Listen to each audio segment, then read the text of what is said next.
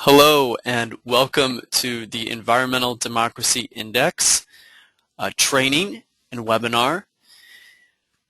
This is for Environmental Democracy Index researchers and reviewers in 2014.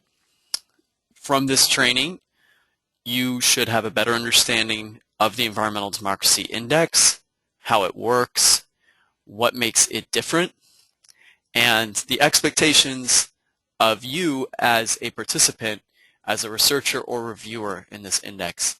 We're very happy that you all have agreed to participate in scoring the indicators for your country's laws and practices, and we look forward to making this a fruitful collaboration.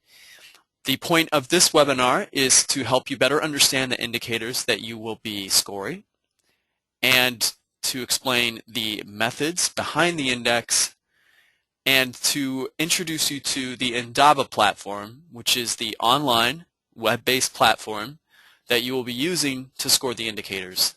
It's easy to use. We've used it before and it's been very successful. Okay, so to start, here is the agenda for this webinar. It should take no more than an hour. First, an introduction to TAI. Then we talk about the index, go over timeline and expectations, and finally, how to use the Indaba platform. So TAI, if you're not an Access Initiative member, we welcome you and to introduce you to the Access Initiative, which is a global network of over 200 civil society partners in 50+ countries that work to promote environmental democracy rights in law and practice through research, network building, and advocacy. The Secretariat for TAI is at the World Resource Institute, an environmental and development think tank in Washington, D.C. But our members are all across the world. We have core team leaders in each region of the world. What we focus on is developing toolkits, helping partners with research and advocacy related to environmental democracy, and conducting trainings to help build capacity to conduct rigorous research, develop advocacy campaigns, and so forth that have led to reforms in 29 countries across the world from this work. The Environmental Democracy Index. So why did we create this index, and what is it responding to? There are right now global environmental problems such as worsening air pollution in cities that are causing, according to the World Health Organization in 2014, outdoor air pollution led to 3.7 million deaths. Water pollution, deteriorating water quality, the loss of roughly a football field of forests about each minute. So we have increasing pressures on natural resources, and these pressures on natural resources, not only are they environmental pressures that impact ecosystems, but they also frequently have inequitable impacts on the populations that depend on these resources. Solutions to these problems require transparency, public participation, and accountability mechanisms. We're seeing that right now in countries such as China even, which is improving its transparency around air pollution and for the first time creating mechanisms to help get the public involved.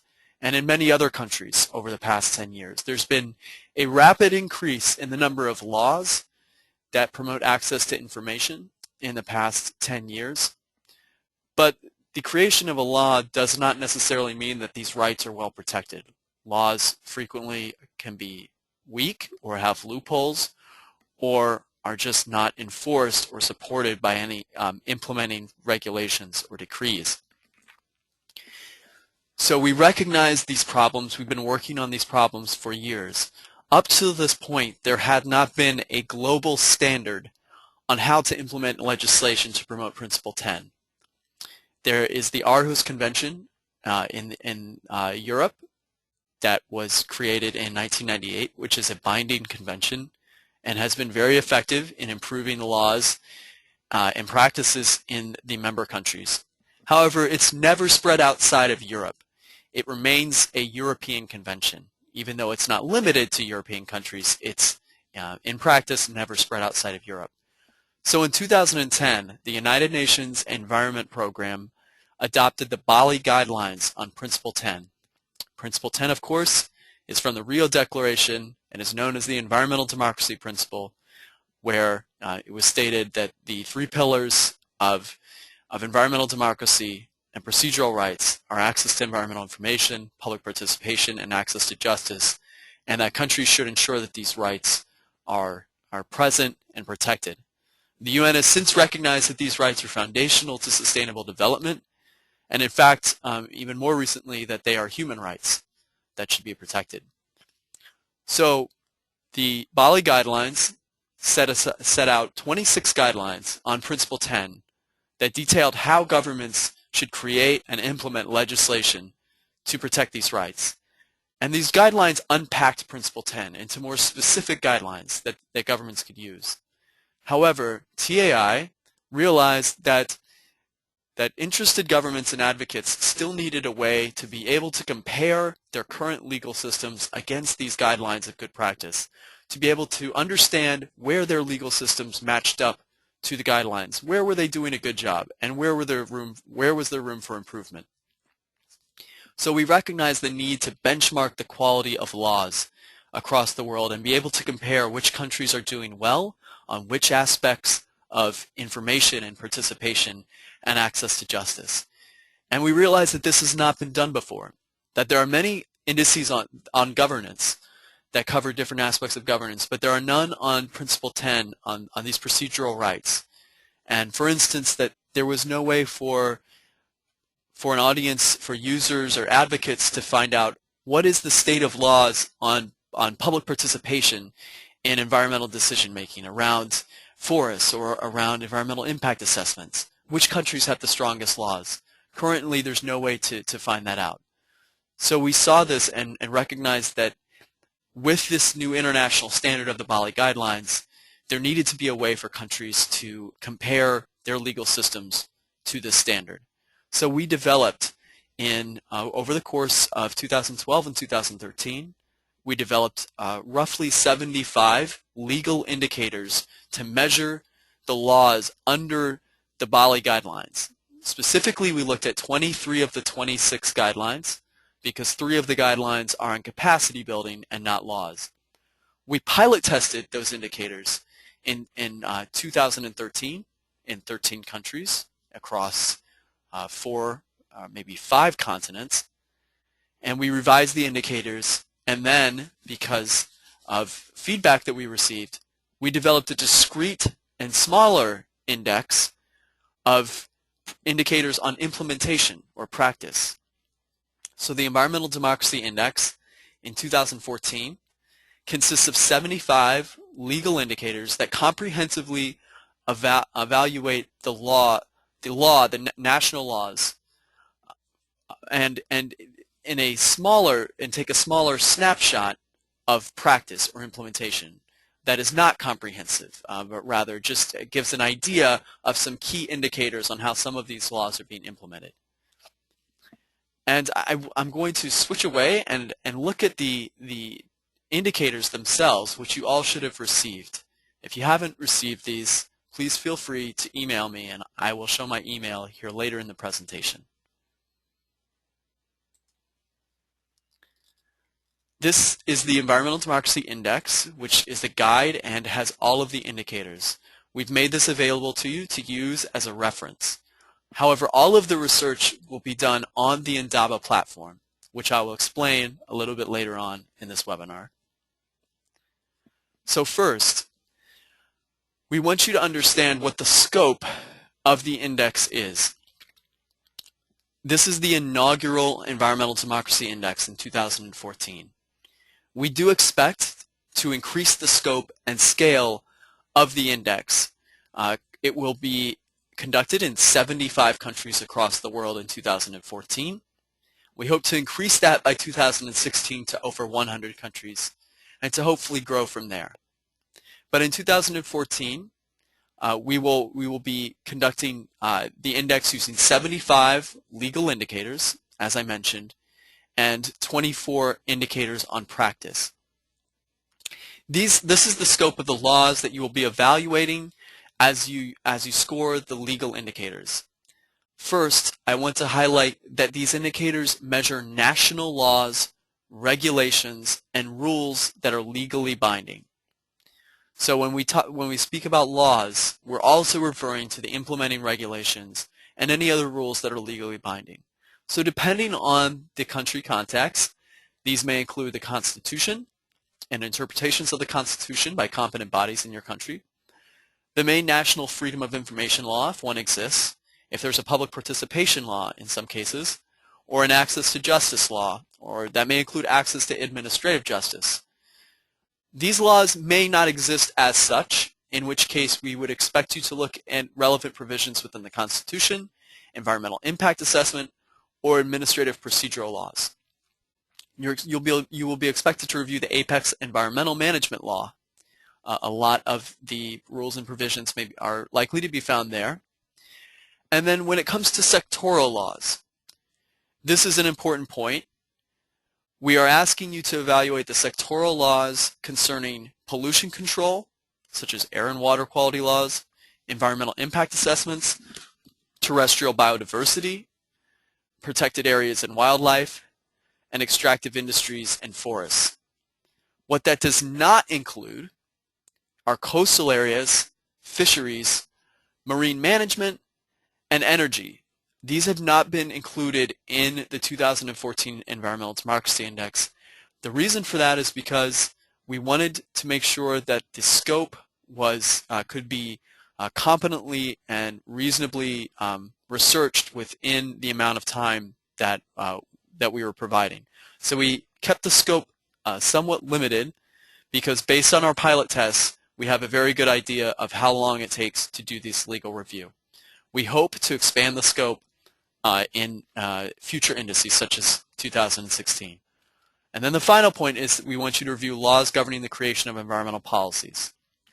And remember that when you're looking in these laws, you're scoring provisions relating to how it makes access to information, public participation, and access to justice protected in these provisions. One quick note, this index measures how well the laws measure up to the Bali Guidelines, or how well they conform to the Bali Guidelines. However, we understand that this does not necessarily mean that the law is strong within the context of the legal system of that country. We understand that in some countries, policies or religious edicts may trump or be more authoritative than laws. Or the rule of law may be absent or weak, and so the laws aren't even respected. But we do think that this is a good starting point to be able to ensure that those rights are recognized and clearly written down in the law. In addition to the legal indicators, there are 24 practice indicators. These practice indicators will be piloted in this 2014 index. They were added after the 2013 pilot tests. These indicators, instead of measuring the strength of the law, they assess discrete aspects of how the guidelines are being implemented in practice. We want to emphasize the following points about the practice indicators. They are not comprehensive in their coverage of all aspects of practice and implementation of the Bali Guidelines, because again, that would go beyond the scope of this initial index. There are practice indicators under 16 of the Bali Guidelines. So there are no indicators for 7 of the Bali Guidelines for which there are legal indicators. The practice indicators should not be considered a proxy for the implementation of the Bali Guidelines at the national level. They do, however, provide insights which we think will be very valuable on how implementation of the Bali Guidelines looks in a few key aspects. And finally, they provide a snapshot of national level assessment and research that can be done from the desktop. So in other words, they do not include extensive surveys, data analysis, or field research. The research for this index should be able to be conducted within 4 weeks, and the review to be conducted within 2 weeks. Not 4 weeks working every day, but rather 4 weeks total of working a total of about 40 to 50 hours. So now I'd like to just take you through the scoring. How are the indicators scored, and what's the methodology for that? There are two different sets of scoring for the legal and practice indicators, and I want to focus on the legal indicators first. The legal indicators are scored on a 4-point scale from 0 to 3, and 3 is the highest score.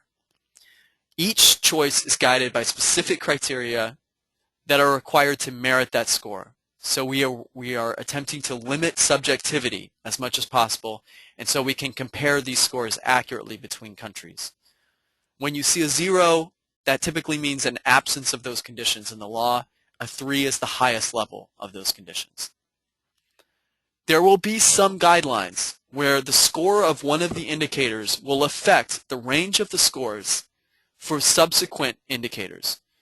In other words, there are some guidelines in which an indicator will test to see whether a mandate for a particular practice is present.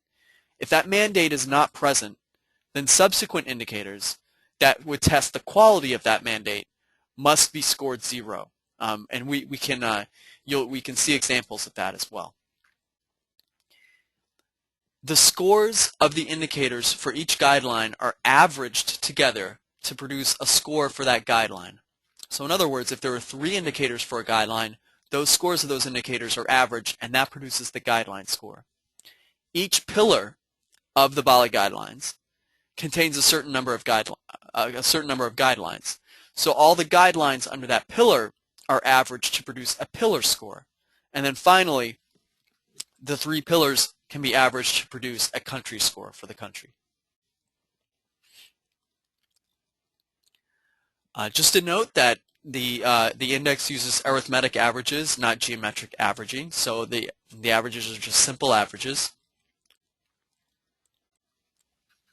For the practice indicators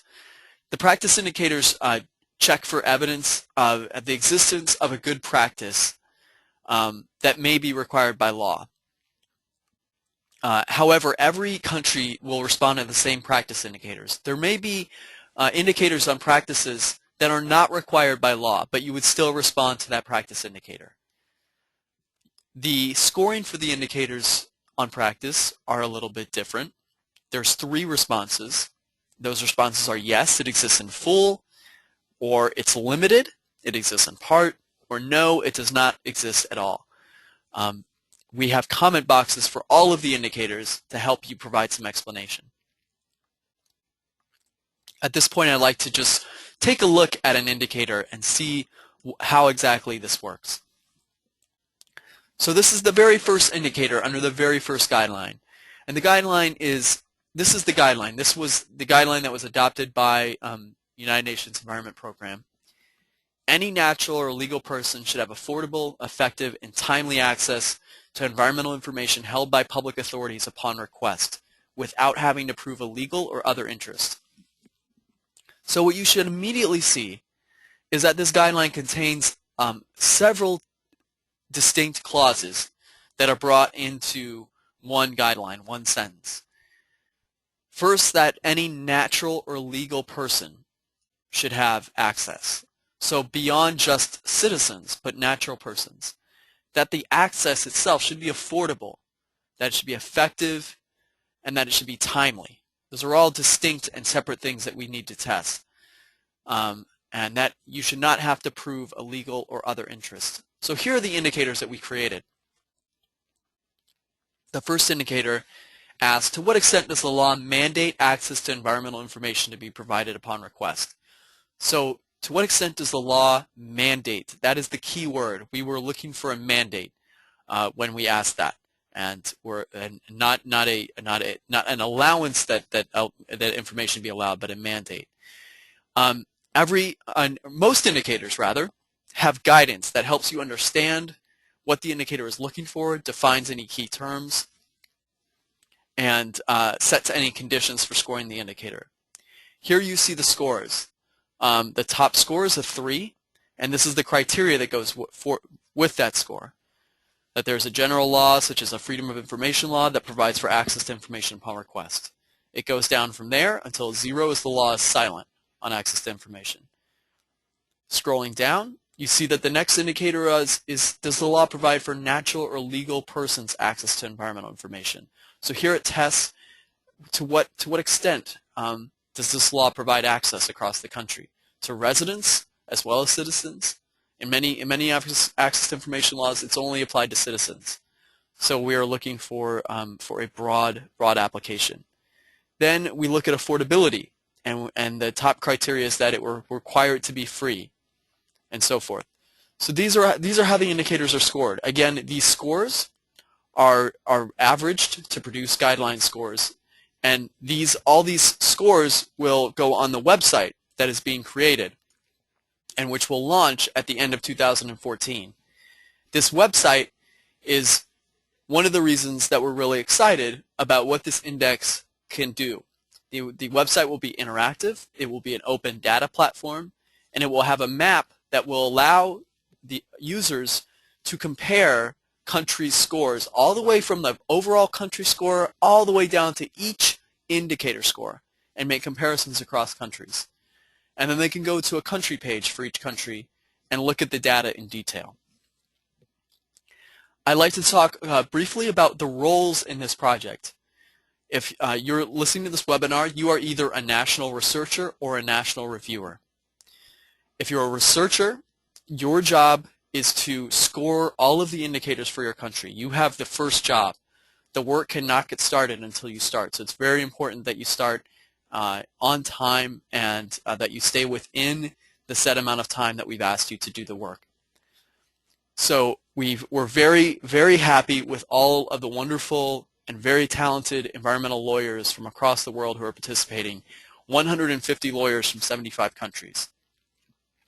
So as the researcher, you are given 4 weeks to conduct the research and score all of the indicators. We know from the pilot test that this takes about 40 to 50 hours to do. Okay, so that's spread across 4 weeks. You then complete your assignment, and it goes to the next person, another lawyer from your country, who evaluates the scores, indicates whether he or she agrees, if they have comments and clarifications, or if they disagree with the score. And we'll take a closer look about what that looks like in Indaba.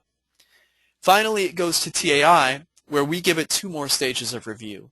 We will send back questions when there's disagreements or we need clarification or better understanding. As the researcher and reviewer, you will be responsible for responding to those questions in a timely manner. And then once that's completed, the work is done. All the contracts are processed, etc. All of this work needs to finish by July of 2014 in order for the website to be completed on time and for this project to be launched.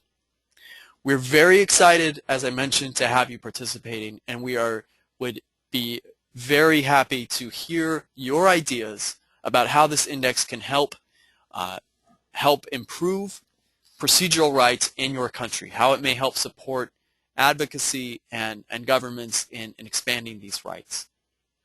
So that is an overview of the index itself. If you still have questions after reading that, I would, after this webinar, please feel free to ask questions. A lot of your questions are probably going to be answered in the beginning of the index, so please check there first. So I wanted to now show you what the Indaba platform actually looks like so you will know how to use it when you log on. Again, quickly, here are the timeline and expectations that we just discussed. This was mentioned to you in the email that you received when you were asked about this project. But again, this is the amount of time that you have to complete. If this presents a problem, please notify us as soon as possible. Remember that after you complete your assignment, it's still likely that you will be sent questions back from the Secretariat. So please respond to questions as soon as possible. So the Indaba platform, this is a website you're going to want to bookmark on your browser, www.indabaplatform.com.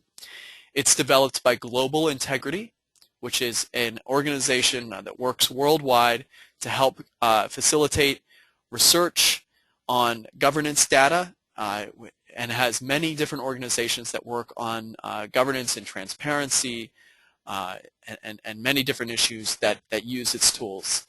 We've been very happy with the Indaba platform. and it should be able to facilitate and make this research and collaboration much easier and much faster. So I'm going to show you how that works. You should have received an invitation from Indaba to create a password. Please create that password if you received that email. If you do not have that email, or you cannot find it, or you have not created an account, you can email me at jworker@wri.org. It's essential that you do that quickly so we can get you started as soon as possible. Just a few notes right now before we look at Indaba. If you have questions, please email me. And remember, when you responded and signed up for this, you should have received a contract. Please fill out your contract and email our project coordinator, Kate, at codonnell@wri.org. Great. Now we're going to log in and look at Indaba. Again, this is the website that you will be using. When you log on, if you are a researcher, this is what you will see. You will see an assignment in your assignment box.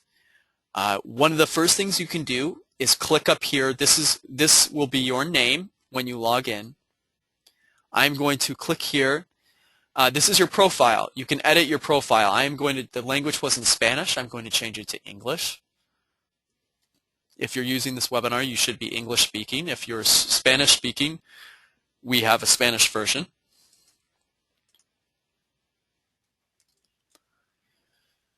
You will be doing your work. Almost always you will be on the Your Content tab up here at the top. Okay? As a researcher, when you log in, you will have your assignment to start. It will be here. We're just going to use Cameroon today as a demo. If you're a reviewer, you will not get an assignment until the researcher finishes his or her assignment. Once you have an assignment, or if you've received a message, you will be alerted in your inbox that you have a message or that you have an assignment. Indaba forwards emails to your inbox directly. It is very important that we are using the email that you use most often for your Indaba account. So please let us know if there's an email that we should connect to your Indaba account other than the one that was provided on your CV. Before we look at the indicators, I'd just like to show you the messaging tab here.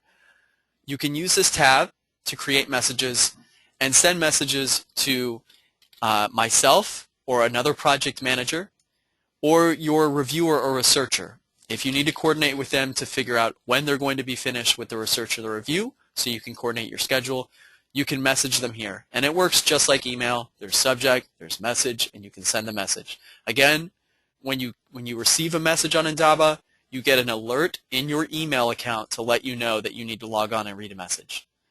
So, to start, we click the assignment. Please make sure that you read these instructions that come up the first thing as soon as you click. It's very important. These are the critical instructions. This reminds you about the difference between the indicators on law and practice. It's very important to remember when you're scoring the legal indicators, you are only considering the strength of the law, not implementation or compliance. You only consider implementation when you're scoring the practice indicators. Now, it is perfectly accepted and in fact encouraged for you to use the comment box to provide any other context or information around this issue, and that can include issues with compliance or implementation. But just keep in mind that those issues should not be part of the scoring of the indicator, and we think that that should be obvious when you look at the indicators. Just for the indicators on practice, note that the numbers will be prefaced with a P, that they will not be looking at the law, but how it is working in practice, and that the scoring is different. It's fairly obvious, we think, but those are just a few measures we've taken to make it clear. Sources. Please read carefully what's required for the sources. For the legal indicators, provide a specific section or provision of the law that you are referencing in addition to the law itself. We ask also that you please attach a PDF of the law that you're referring to or a Word document the first time you refer to the law so that the reviewers can download the law and look at it and review the sections as well. It just makes it easier for everyone. For practice indicator sources, of course, please use credible sources such as a government website and provide details where the reviewer can review the sources for himself or herself. For the comment box, it's very important for each indicator to please write a few sentences that provide an explanation or rationale for your score. This can go a really long way to preventing further questions from reviewers and will help provide explanations and also a narrative that we will use on your country page for the website. It's very likely that there are going to be scores that may be unexpected. They may be higher or lower than even an expert or a legal expert would expect. So it helps if you provide some rationale so we can better understand how the scores are, why the scores are the way that they are. Once you are finished scoring an indicator, you must click the Save button. If you don't click the Save button, your work is not saved. So let's go ahead and take a look at what the indicators look like. As you scroll down, you'll see this window here where you see the pillar, the guideline, and then the indicators within that guideline. We're just looking at one guideline here, but for the full index, you'll be scoring indicators on 23 guidelines. So you click the indicator to get started. Here, again, you see the guideline and the pillar asking to what extent does the law require information on environmental quality to be made proactively available to the public. Under the indicator, you see guidance here. Again, this is the guidance that you need to read before responding to the indicator. Here are your scoring choices again. You just click the score. We'll just settle on a 1 for here. Here are the sources. Remember to provide the provisions of the law that support your score. So not just the law itself. Please don't make the reviewers have to search through the law to find the provisions that you're referencing. Please indicate the sections or provisions. That will make it much easier. And then if you're unable to get a PDF, if you can include the URL of the law. So for instance, I'm just using a fake example. And then maybe you'd have the forestry law.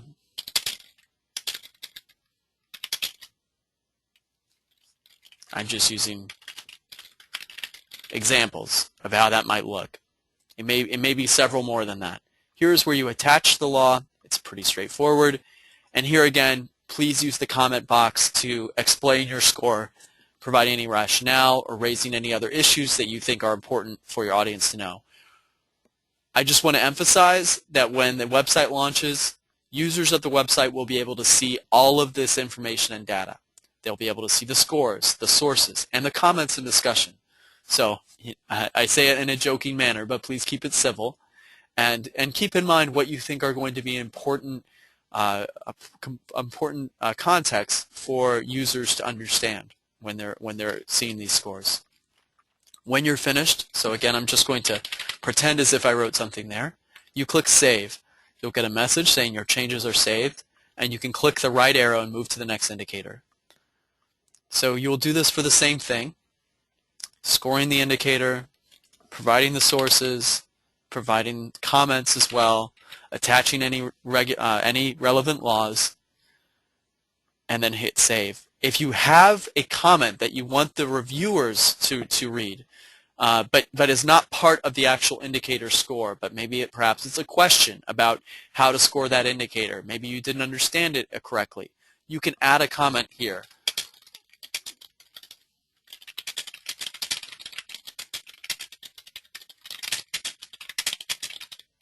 Just as an example, be sure to click Add Comment, and then it will show who said that comment and when.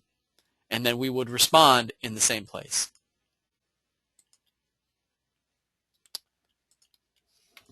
So as you see, it's a pretty easy to use interactive website. When you're finished, this button will become clickable, and you'll be able to complete the assignment and send it on. But let's say, for instance, that you scored a few indicators. You had 30 minutes to an hour of time. And then you had to go do other work, so you had to log out. If you go to Home here, you'll come back to the screen. You'll see that you've completed these 3 indicators. It will log which indicators you've completed. When you come back, you'll know that where you need to go to pick up again. So you need to go to the indicator that has the gray box.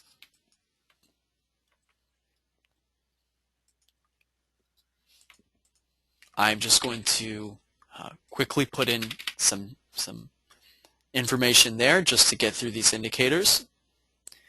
As we come here to the practice indicator, you see that it has a P before it. The indicators are real-time air quality data for the capital city of your country made available online by the government.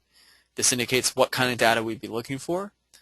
The answer choices are yes, limited, is the data limited, is the area covered limited, is it sporadically available, or no, is it not available at all. So you would choose one of those, provide a website. In this case, it would be a website. And comments and explanation will be really critical for these as well to help justify, explain your answer.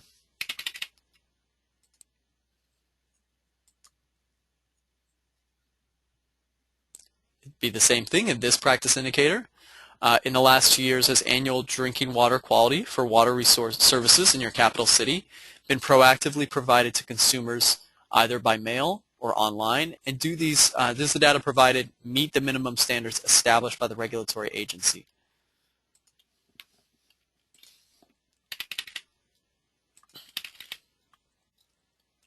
So when I click Save, and it's the last indicator, you'll see that I can no longer move on. And then if I scroll up, I can click Complete Assignment. When I do this, the assignment moves on to the next person, and that would be the national reviewer. So it's no longer in my assignments box. I'm going to log out, and now I'm going to log in as a reviewer.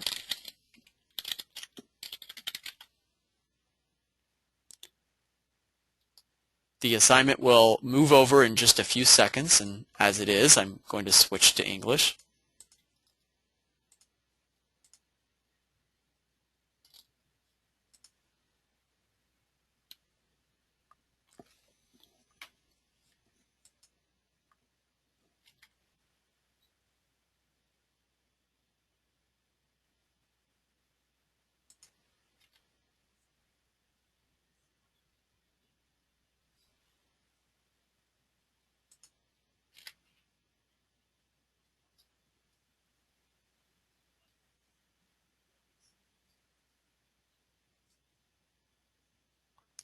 Sometimes it just takes a few moments for it to become available.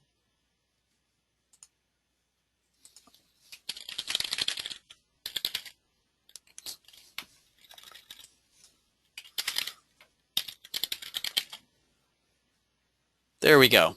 Okay, so it just takes about 30 to 45 seconds, but of course that should be plenty of time before you actually get to it. So as the reviewer, you have a different set of instructions here. We want to remind you that your goal is to review the scores, sources, and comments of the researcher to determine if you agree, if you have anything else to add in terms of comments or sources. So first thing you're going to do is make sure you give a close read to the indicator, the guidance, and the researcher's score. You want to make sure that you evaluate, did the researcher correctly understand what the indicator was asking. Check their sources to think if they've accurately read or interpreted the law. This is extremely important. We are relying on the reviewers to conduct a rigorous review of the scores. The accuracy of the scores for your country really depend on you doing a very thorough review of the law. If you do not agree with the score, you must select the score that you would suggest under Suggested Answer. We will review your suggestion and communicate it back to the researcher. So we facilitate the dialogue between researcher and reviewer. You may agree with the score but wish to add a comment to provide clarification or further context. Again, once you've finished, click Save before continuing. So let's go ahead and take a look. So we click on the indicator, and here we see the scores that the researcher, what I just did here, have done. So you will see all the scores, everything that they put in, all the comments, and then you'll scroll down, and here's where you do your work. And again, the first is, do you agree? And for this indicator, let's just say we do agree. If you wanted to communicate something to the project manager, one of us at the Secretariat, you could do so here and add a comment. Same thing when you're done, click Save and move on. Say you did not agree with the score of 2, or let's say actually you agreed, but you thought that there was an additional comment or clarification or source. As soon as you click that, this box would come up, and you would have to enter in whatever comment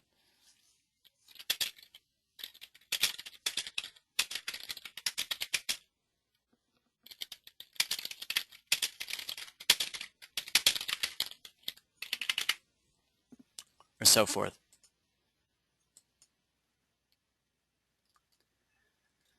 Or in the case that you do not agree with the score, the same thing. You would put your comment there, and then you would have to put your suggested answer of what you thought the score should be.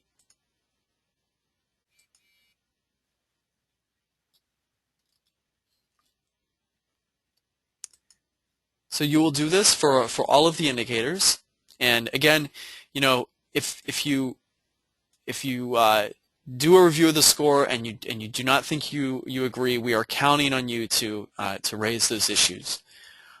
What our job at the TAI Secretariat will be is to also review the laws, review the rationale that the researcher has provided, review the rationale that the reviewer has provided, and if we clearly see that the reviewer has raised an issue, we will send a question back to the researcher.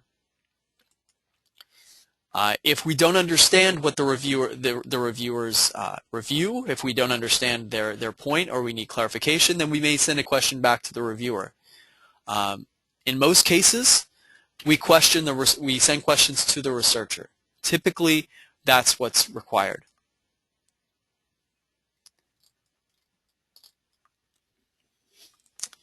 There may be cases in which the researcher and the reviewer do not agree, and we cannot come to a consensus on the score even through questions.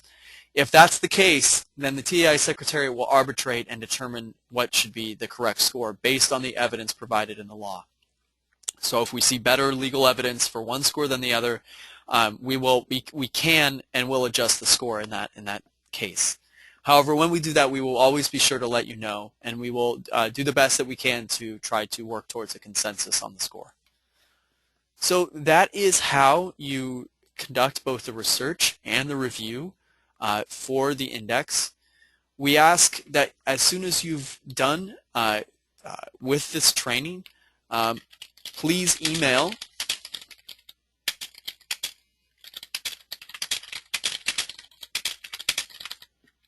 as soon as you do this, I will make the index available for you to start working. But we do want to make sure that you have that you've completed this webinar. And as soon as you do that, I will make it available and you can start working. So thank you so much for watching this webinar. We hope that this was helpful, and we really look forward to working with you on this project. Thank you.